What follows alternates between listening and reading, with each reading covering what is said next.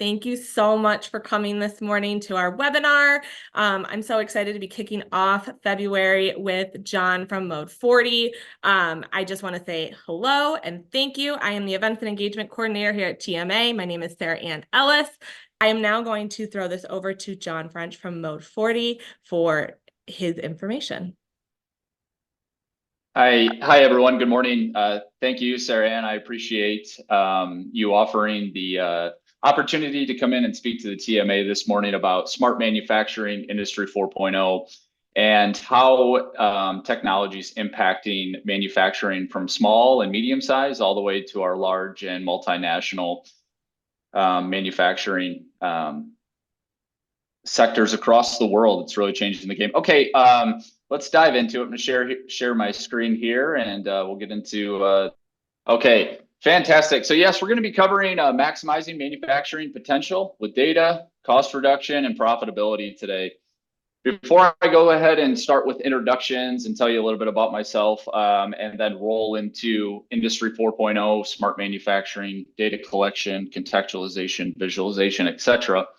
I want to start with this meme here. I think it's somewhat applicable from what I understand to the TMA membership, small to medium-sized manufacturers that are leveraging a manufacturing execution tool, and we don't know what that is oftentimes. And it's a tool that you guys use on a daily basis to complete production, to fulfill your orders, to improve your efficiencies, right? And I saw this meme on LinkedIn the other day, and I want to share what a manufacturing software often is. And then when we pull that cape off of the Scooby-Doo meme here, it's often Excel, right? And that's how we get things done, and that's okay. It's better than pen and paper, but there are some other ways to do data collection and visualization. So let's go ahead and dive into the presentation there.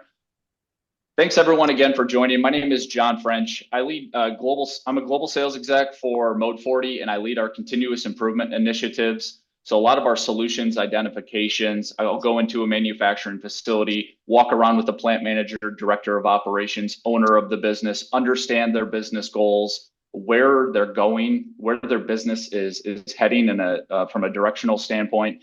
And then how do we create a plan where technology can enhance and support that business objective? A little bit about my background: industrial engineering, Western Michigan University grad, primarily focusing in the engineering and continuous improvement functions, and then found a lovely spot in the lean manufacturing world. I've implemented and consulted technology, and I believe it's 206 facilities now, all across North America. So have a great deal of experience understanding business challenges, what is the current infrastructure, and how do we tailor a solution to meet the client's needs.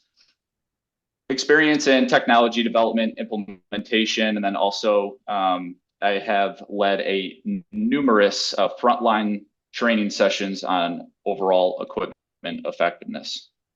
Okay, enough about me. Let's dive into the good stuff. So content and agenda, what are we going to cover today?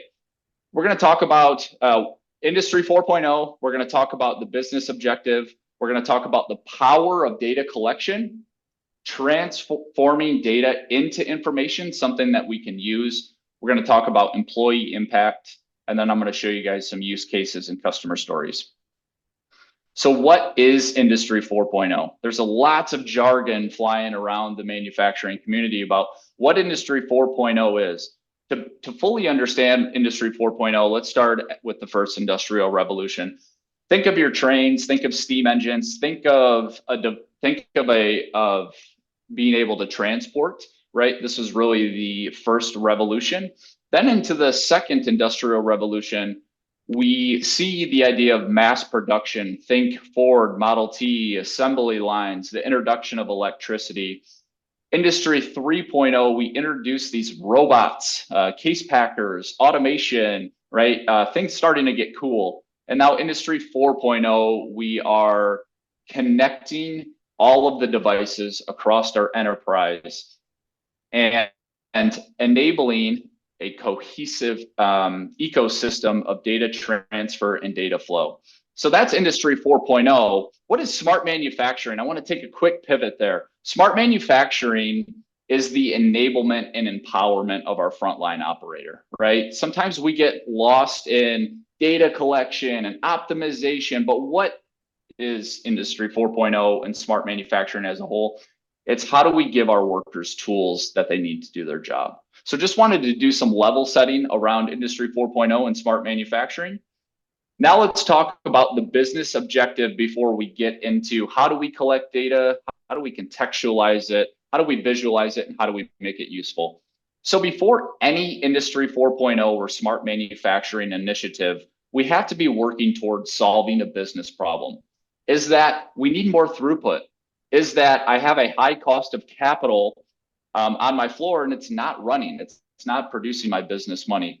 Is my quality poor, or can it be improved? Is that due to environmental factors? Is that due to standard operating procedures? We don't know. What is the business objective? Rate of improvements, labor retention and reduction. The retention part is an area I want to focus on because Industry 4.0 often has a connotation with let's take those jobs away. But what in reality, what we're doing is providing those frontline workers with the tools that they need to execute their jobs at the highest possible level. Okay. So the power of data collection, let's start to talk about what the end state can look like of data collection. So we have this is a XY graph here and showing the improvements from a lean manufacturing concept in this greenish teal line here, if you will. Okay, most manufacturers have seen a lot of improvements from traditional continuous improvement lean manufacturing practices. But this red line here with these bullet points, quality sensing, factory intelligence, factory dynamic scheduling, these are what the future looks like when we start to create a ecosystem of data within our manufacturing facility. So this is what the end state looks like. What does that mean for my business? Okay. Improved efficiency. We see a 10 to 20% improvement in asset efficiency. Okay. Asset utilization, decrease in changeover time, reduction in downtime, increase in OEE. The second, quality. We are reducing scrap rates, increasing fill rates, increasing yields, 10 to 35%.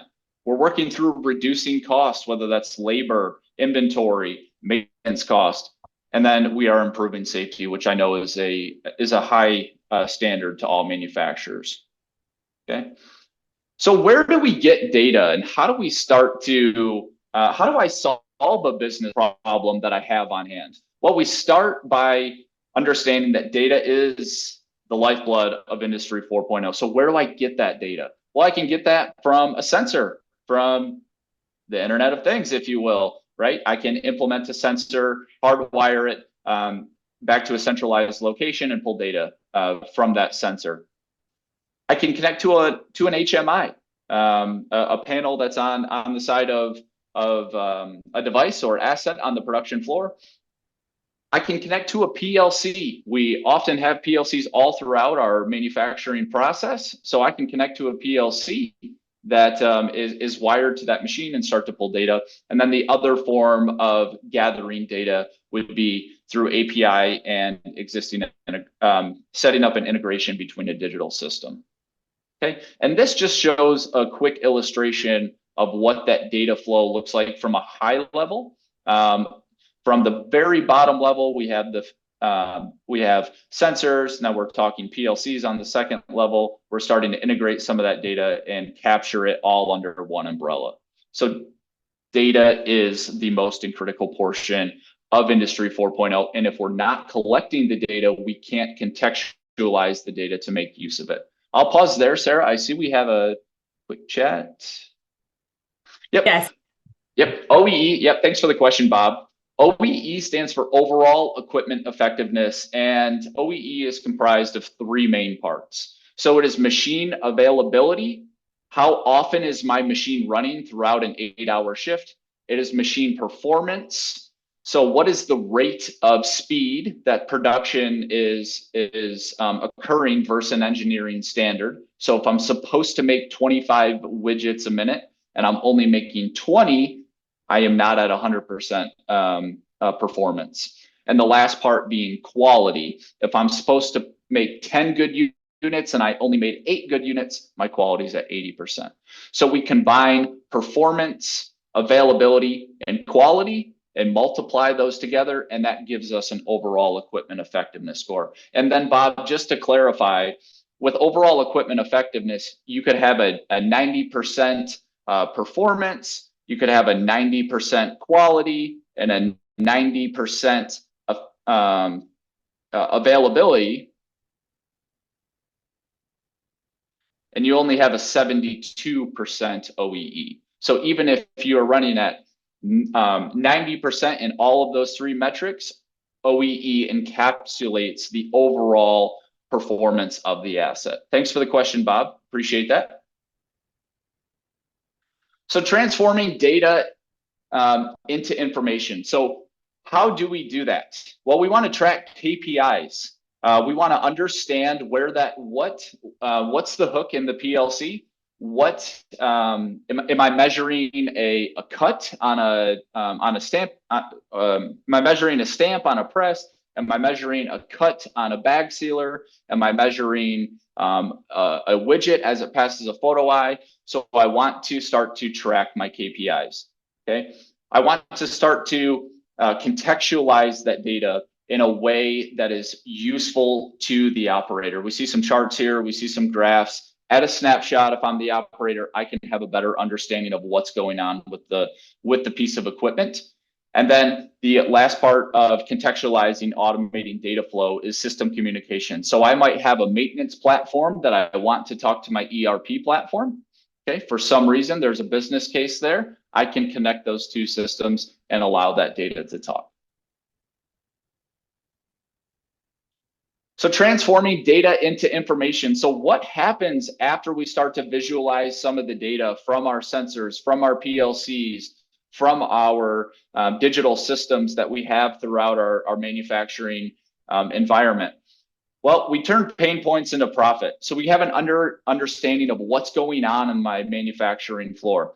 We ever walk through the house when it's dark? You can't see anything. Industry 4.0 is like turning the lights on. I know where to navigate. I know where the coffee maker is. I know where the bedroom is, right? I have a sense of direction. I have an idea of where I'm going. Industry 4.0 allows us to be proactive and not reactive. So we're starting to see trends in data. We're able to historize data and compare that to certain operating conditions, whether that's a person, whether that's environmental conditions, whether that's, and I mean temperatures, moistures, etc. We're able to get ahead of our production instead of reacting to what's around us. Culture alignment, and I'm going to talk more about this here in the next few minutes. It aligns the culture. If you think about a great sports team, everyone is aligned around the same objective, and that's oftentimes winning a championship or something along those lines. But when we think about manufacturing, we want to create the most product at the highest quality to solve a problem for the end user, right? Whether that's shampoo, whether that's a piece of metal, whether that's an iPhone, everyone is getting around a common goal, whether that's specific to your manufacturing, specific to your product. Everyone has visibility on the problem at hand. And then the last part of the turning data into information is the communication. Communication is often known as the root of all the world's problems, right? So if we can improve communication, we can, in theory, see the results from improved efficiencies. All right, let's talk about the employee impact. And when I first met with TMA about giving a presentation on smart manufacturing industry 4.0, employee impact is a high area of what does this idea of smart manufacturing generate for my employees. And we talked about the idea of smart manufacturing empowering the frontline operator to have the right information at the right time to the right person. Okay, so what does Industry 4.0 do for me on my manufacturing floor? Well, it's a tool. You can have your frontline employees access training documents. I've got a project example in here with a kiosk that I'll walk through, but your employees can instantly reference training documents on the production floor in real time. How about our standard operating procedures or how-to? Some of those go hand in hand with the training documents, but I can reference how I'm supposed to execute the production of a widget within a very reasonable time. As before, I might have to radio my supervisor. He or she might not be available. Then there's a time gap, etc. So we're able to reference critical information on the production floor in real time. Alerting and monitoring, right? When something's going down and it's been a certain number of time, who should know? When should the plant manager know? Should he ever know? Should he or she ever know? Right? So when we talk about alerting and monitoring and using technology as a tool, we want our assets and our lines to be running. Let's put some boundaries around if that asset or line is not running, who needs to know and why, and where does the information flow? That can help escalate and resolve a lot of downtime issues for manufacturers and help with response of maintenance repairs. Okay. Communication, we just talked lightly about that one. Production metrics, Bob, back to your question with OEE, we're able to visualize how often our machine is running throughout the shift, the rate at which it's producing product, and the quality of the products that are being produced. Quality data, we'll move on to production scheduling here, right? And this is kind of in a flow, right? If I'm a plant manager, how would I want my employees to be able to access this? Maybe with red being the most critical and green being nice to haves, if you will, as you move towards your maturity state in the Industry 4.0 progression. But production scheduling, I have the ability to see what's coming next. I can reference training documents and SOPs ahead of time if I'm working on a SKU that I'm maybe not familiar with or need some training or tooling on, right? So I'm able to see what's coming down the queue. And then the last one being machine data. Think vibration sensors, think pressure, think the overall health, the EKG of the machine. So we talk about employee impact and delivering information. We talk about delivering it to the right time, at the right place, to the right person. I'm going to bounce back just a few slides here. When we talk about this here, contextualizing and automating data ties directly back into right time, right place, right person, or system. All right, so I'm going to start with the level of sophistication here. So we'll start with simple and we'll move towards, we'll call it more advanced for our use cases and customer stories. Let's start with the check weigher, right? What can a check weigher, what does it mean for my check weigher if I were to potentially integrate this data and understand the data to better run my business? And here's an example of one. So we had a check weigher on a fill line. This was a manufacturer that produces liquids of different densities, and they were having high giveaway and losses with their different SKUs. Like I said, those products ranged in density, so they were having a hard time adjusting the flows and some things like that to make sure that the check weigher was getting the correct weight and the SKU was passing, we'll call it the quality inspection, right? So by integrating this piece of equipment, we were able to identify that there was a single source of truth error coming from the check weighers themselves. So we implemented a solution to integrate an inline flow meter, right? And then we created a new standard process to recalibrate the flow meter and the check weigher at a standard defined time. And then once we are able to have the flow meter implemented, we tied that back to the check weigher, which gave us a new single source of truth for data that was flowing from through the piping into the filling, and then would be weighed at the check weigher.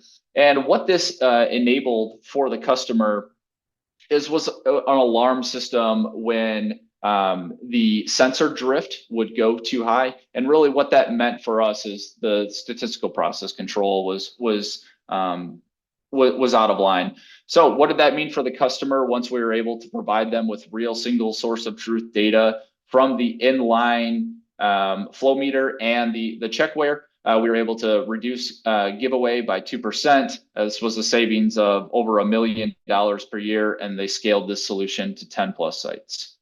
Right. So what does that mean for a business with we'll call it under $100,000 investment, yielding $1 million? Sign me up. Okay.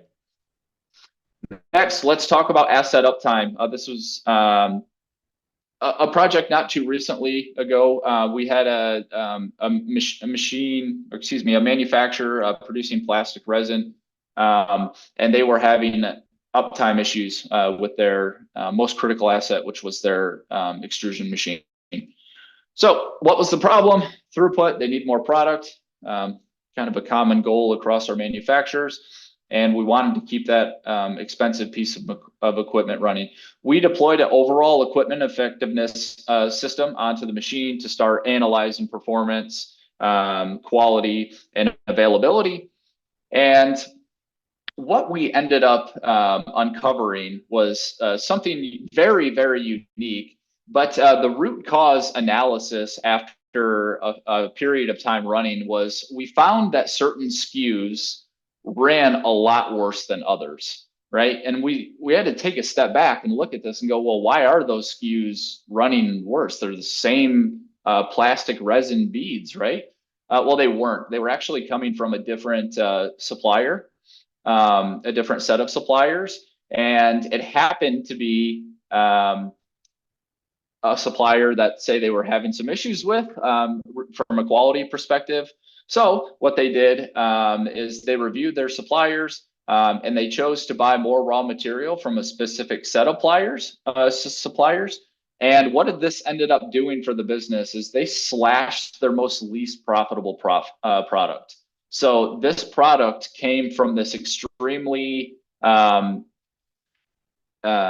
call it variant quality that produced their lowest profitable product, which happened to come from suppliers they're having issues with that caused their machinery to be down all the time, right? So we've got four outcomes of running a bad product there.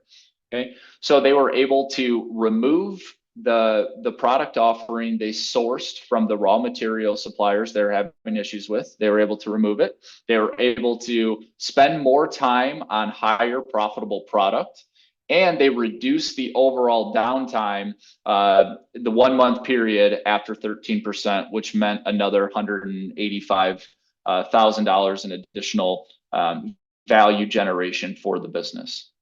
Okay.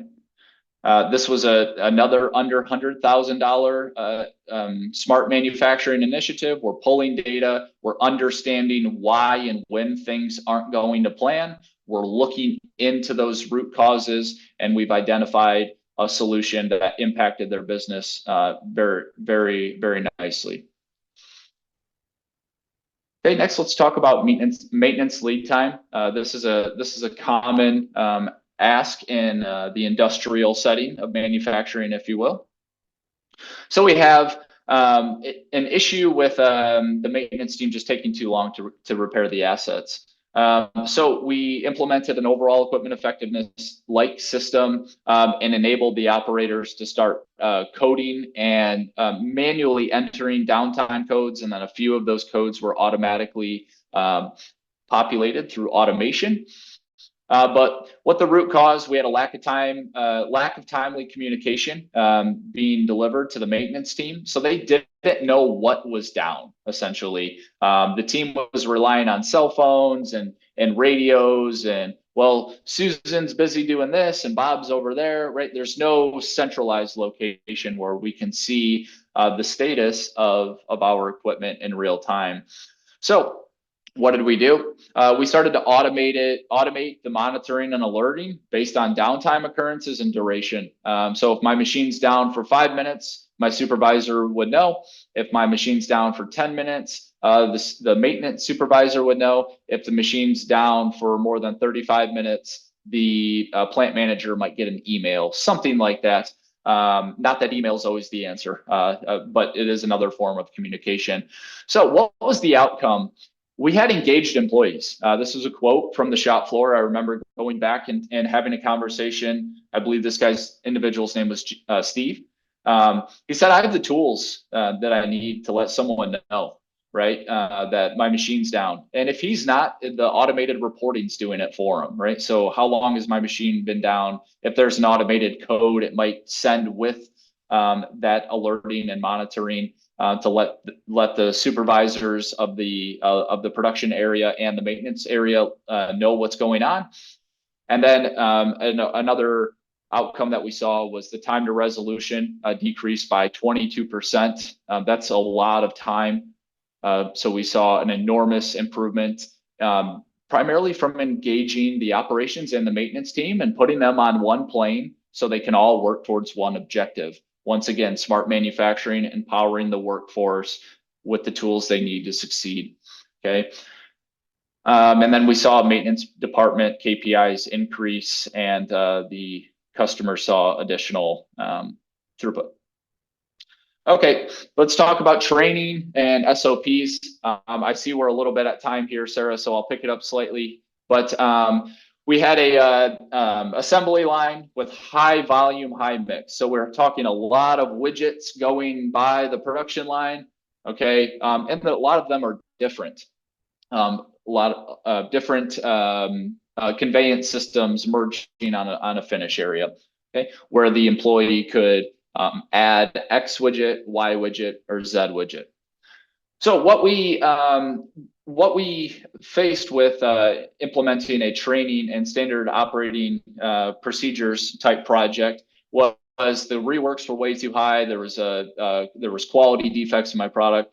So what did we do? We provided frontline operators with the ability to access information through the form of kiosks. Okay, so we created a workstation kiosk. We deployed some tablets to the production floor.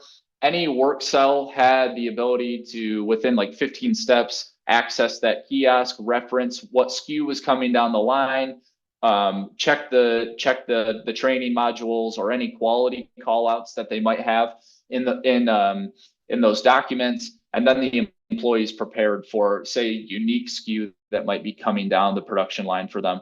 So quality increased by 8%. That meant $130,000 for their business in 1 month. We scaled the solution across the facility very shortly after. And then I want to come back to this point. We have the engaged employees.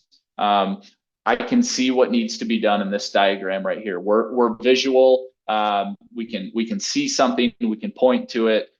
We can instantly reference the training and standard operating procedures for a SKU. And then this is my last one here I will discuss on, and this is production scheduling optimization. We had a customer that just felt their production schedule wasn't correct. They had a guy in the back office that had owned the production scheduling for, we'll call it, the last 10 years, and they wanted to take the next step with automating their production scheduling. So we executed call it a smart manufacturing initiative, and we discovered that the production was not scheduled for optimal changeover sequences. We added a customized production scheduling module to their, we'll call it in-house MES, which is a manufacturing execution system. And we're able to automate production scheduling based on a series of constraints and demands within their manufacturing facility. It reduced their overall changeover time by 8% in the 2 months following. That meant $300,000 for their business and additional value generation. Thank you so much for joining us today, everybody. Jon, I appreciate you in leading this webinar today. This, again, has been recorded and will be sent out later today, including Jon's contact information if you would like more information. So with that, if you have any questions, please feel free to share. Otherwise, have a wonderful day, and we thank you for your time. Thank you. And please scan my QR code, connect with me on LinkedIn. Thanks, everyone.